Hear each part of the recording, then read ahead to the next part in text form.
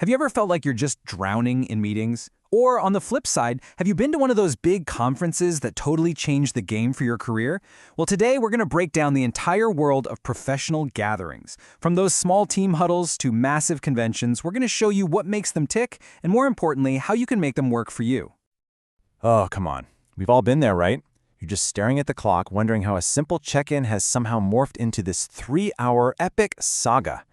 It's a feeling pretty much everyone can relate to. And you know what? It really gets at a core problem, a misunderstanding of what a meeting is even for. But then there's the other side of the coin. Maybe you've gone to a conference that, completely opened up new doors for you. Maybe you met a mentor, or it sparked an idea that was a total game changer. The magic isn't an accident. It's all in the format. And knowing when to call a meeting versus when to plan a conference, honestly, that's a professional superpower. Okay, so let's really get to the heart of it. A meeting and a conference both involve people getting together, sure, but their purpose, their structure, their sheer scale, they are worlds apart. And getting that distinction is absolutely key, whether you're planning one or just attending. This right here breaks it all down.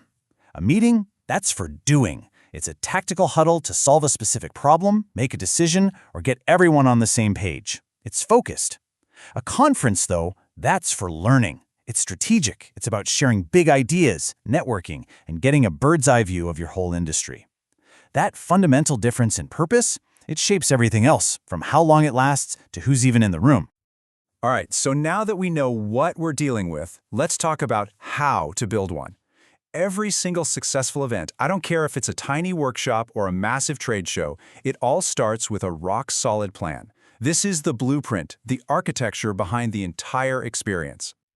Look, planning an event can feel like a mountain to climb, but you can really boil it down to these 4 core pillars. First, you have to define your why. What's the point? Is it a product launch? Team training?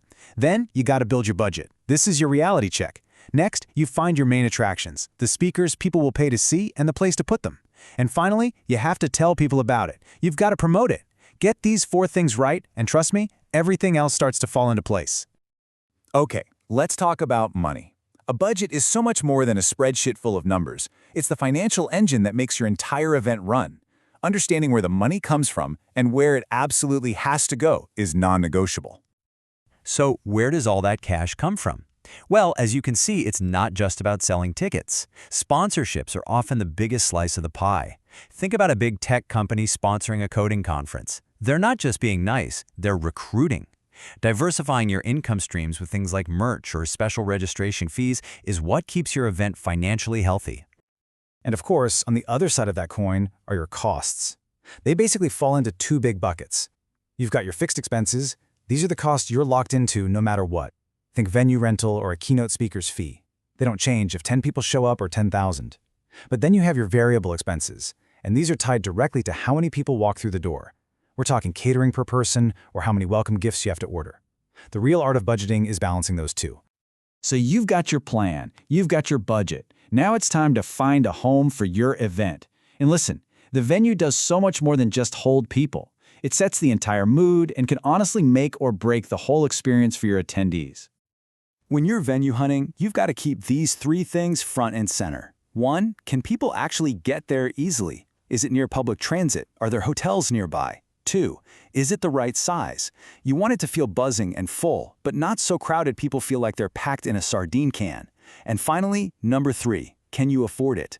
Seriously, don't let a perfect venue torpedo your entire budget. Okay, so you've done the work. You found a place that checks all the boxes. It looks amazing, it's the right size, and it fits the budget. You are ready to make it happen. So, what is the single most important next step? You get it in writing. A verbal agreement is nice, but a signed contract is what makes it real. This is the piece of paper that protects your event, your money, and, let's be honest, your sanity. And just signing the contract, that's only the beginning. You have to actively manage it. That means making sure everyone actually does what they promise to do, knowing what your options are if something goes wrong, and just building a good relationship with your vendors. Think of it as your event's insurance policy. Whew! We have covered a lot of ground here, from the big picture ideas down to the nitty-gritty of contracts. So let's boil it all down to the 3 main takeaways that'll help you go from just being an attendee to being the architect of the whole thing. Number 1, always start with why. Are you trying to solve a very specific problem with a small group of people? Cool, that's a meeting.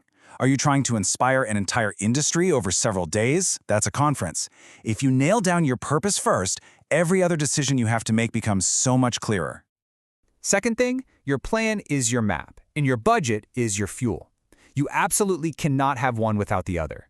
A brilliant idea with no money behind it is just a daydream, and a huge pile of cash with no plan is just a fast way to waste it. You need both working in perfect sync to get to your destination.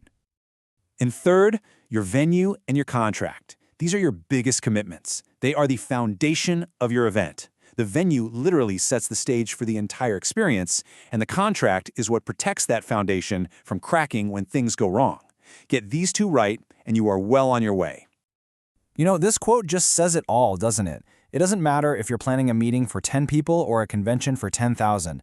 The core principles we've talked about, knowing your purpose, managing your money, and securing your foundation, they always apply. The scale changes, but the fundamentals never do. So, there you have it. You now have the blueprint. You know the what, the why, and the how. The only question left is, what are you going to build? Your next great event is out there waiting. Thanks for tuning in.